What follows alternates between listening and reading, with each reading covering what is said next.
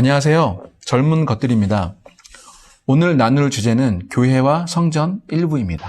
우리가 기존에 알고 있던 사람이 만든 종교적 경험과 개인적인 신념은 잠시 내려놓고 성경의 말씀을 최종 권위로 두시길 바라며 이 나눔을 마치고 반드시 성경 말씀으로 확인하시고 다시 한번 점검하시길 바랍니다. 신약 교회의 교리는 구원받지 않은 자들에게 복음을 전하고 성도들을 온전케 세워주며 다시 오실 예수님을 온전하게 기다리는 것이 교회의 본질입니다. 성경에서 말씀하시는 교회는 건물이 아닙니다. 성경에서 말씀하시는 교회는 조직체가 아닙니다. 성경에서 말씀하시는 교회는 사람들이 만든 교단들이 절대 아닙니다. 여러분은 신앙생활을 하시면서 에클레시아라는 단어를 한 번쯤은 들어보셨을 겁니다. 헬라어인 에클레시아는 회중 또는 모임을 의미하는 단어로서 종교적인 집회, 모임의 의미로 사용되어졌습니다. 여기서 에클레시아라는 단어는 영어 성경에 다시 교회로, 철치로 번역되었는데 흔히 교회를 건물이나 어떤 종교적인 단체로만 생각하는 경우가 많지만 에클레시아는 예배를 드리기 위한 공공장소 건물이 아니라 사람들의 모임을 의미하는 것을 알 수 있습니다.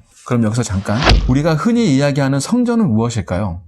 성경에서 성전이란 이스라엘 백성들의 언약궤를 보관하고 번제와 희생제를 드렸던 장소를 말합니다. 이스라엘의 역사에서 성전은 광야시대 성막으로부터 시작합니다. 그러다가 유대 땅에 정착하면서 다윗 왕 때는 성전을 장막이라 불렀습니다. 그리고 솔로몬 왕에 의해 건물적 성전이 만들어집니다. 하지만 성경의 예언대로 BC 586년 예루살렘 성전은 바빌론에 의해 무너졌고 유대인들은 번제를 드릴 장소를 잃게 되었습니다.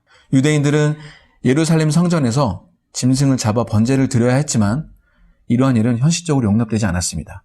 따라서 지역에 회당을 만들어 말씀을 읽거나 기도하는 시간으로 번제를 대신하였지만 엄격한 의미에서의 번제에는 미치지 못하였던 것입니다.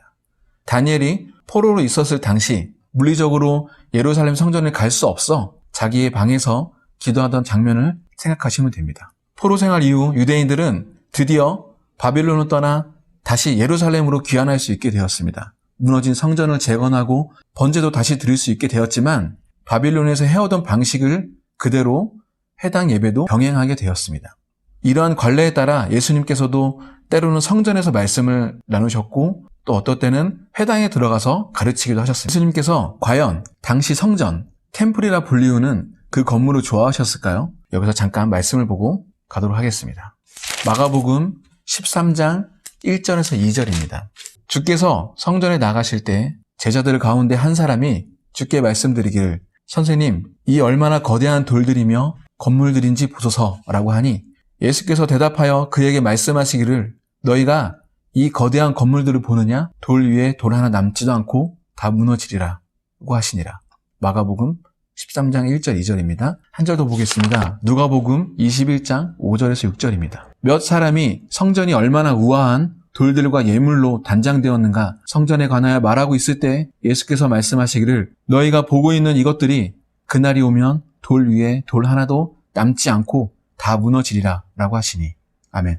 AD 70년 예루살렘 성전은 예수님께서 예언하신 대로 로마에 의해 다시 파괴되었고 지금 현재에는 이슬람 사원으로 보존되어 있습니다. 눈에 보이는 건물적인 성전은 예루살렘에만 세워질 수 있습니다. 그 이유는 이 마지막 때 예언을 성취하기 위해서입니다. 만약 여러분들이 공동체에서 성전 건축이라는 이름으로 돈을 모으시나요? 그렇다면 그 돈은 이스라엘로 보내줘야 되는 것이 마땅합니다. 하지만 안타깝게도 대부분의 간판 교회들, 현재 교회라고 불리고 있는 예배당들은 자신들의 건물을 성전이라 지칭하며 성도들에게 헌금을 강요하고 있지는 않은가요? 과연 그 돈이 하나님의 것인가요? 성직자들이 자신의 건물을 거룩한 성전이라 하며 성도들에게 불안하게 하고 우상화하고 있지는 않은가요? 교회와 성전이라는 단어를 종교적 의미로 물타기해서 여러분들을 조금 헷갈리게 하고 있지는 않으신가요? 그렇다면 진짜 성경에서 말하는 성전에 대해서 우리가 다시 한번 살펴보도록 하겠습니다.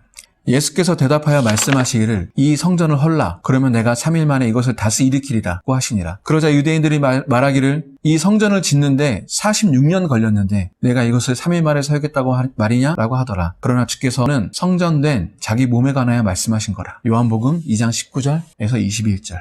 아멘. 당시에 이해하지 못하였던 제자들도 예수님께서 부활하시고 나서야 비로소 이 말씀을 기억하고 믿게 되었습니다. 이처럼 사람의 지혜로는 알기 힘든 신비의 영역입니다. 한 절 더 보겠습니다. 고린도전서 3장 16절입니다. 너희가 하나님의 성전인 것과 하나님의 영께서 너희 안에 거하시는 것을 알지 못하느냐? 만일 누구든지 하나님의 성전을 더럽히면 하나님께서도 그 사람을 멸하시리라. 이는 하나님의 성전은 거룩하며 너희는 그 성전이기 때문이라. 아멘. 말씀 계속 보도록 하겠습니다. 에베소서 2장 20절에서 22절입니다. 너희는 사도들과 선지자들의 기초 위에 세워졌으며 예수 그리스도께서 친히 귀중한 모퉁이 돌이 되셨고 그분 안에서 건물 전체가 함께 알맞게 맞추어 주 안에 거룩한 성전으로 자라가며 또한 그분 안에서 너희도 성령을 통하여 하나님의 거처로 함께 지어져 가고 있는 것이니라. 아멘. 베드로전서 2장 5절입니다. 너희도 산 돌들로서 영적인 집으로 지어지고 예수 그리스도로 인하여 하나님께서 기뻐하실 영적인 제물들을 드리는 거룩한 제사장이 되었느니라. 아멘. 정리하자면 예수 그리스도의 십자가 사건 이후로 시작된 신약 시대에서의 성전은 거듭나고 구원받은 성도들의 몸이며 구원받은 성도들의 모임이 에클레시아 곧 교회가 됩니다. 우리는 믿음의 선배들이 세운 초대교회 정신으로 다시 돌아가길 원합니다. 사실은 교회에 다니자, 교회에 출석해야 된다라고 하는 대화도 올바른 표현은 아닙니다. 여러분들이 거듭나고 구원받은 성도라면 여러분들은 그리스도의 몸, 즉 교회의 일부분이 됩니다. 초기 그리스도인들은 교회 건물을 교회라 부르지 않았습니다. 그곳은 오직 예배당 또는 집회 장소, 영어로는 미팅하우스라 불렀습니다. 그들은 하나님의 말씀을 나누고 성도의 교제를 위해 모이는 장소를 교회에 간다라고 하지 않았습니다. 신약 교회사를 조금만 공부해봐도 건물 중심의 교회로 변질된 것이 로마 카톨릭 곧 마귀의 전통이라는 사실을 알 수 있습니다. 다음 시간은 바마로 바뀌는 교회라는 주제로 에스겔서를 바탕으로 교회의 주제를 이어가도록 하겠습니다. 하나님 감사합니다. 오늘은 성경 말씀을 통해 신약 시대의 성전과 교회에 대해서 알아보았습니다. 그리스도를 통하여 나를 성전 삼아주시고 교회 삼아주셔서 감사합니다. 세상과 그 안에 있는 만물을 지으신 하나님은 하늘과 땅에 주시니 그분은 사람의 손으로 만든 성전에는 계시지 아니하신다 말씀하신 하나님. 눈에 보이는 건물을 우상하는 것이 아니라 성령님께서 내주하시는 우리 몸이 성전인 것을 잊지 않게 해주시옵소서. 우리를 구원하시고 다시 오실 예수 그리스도 이름으로 기도드립니다. 아멘.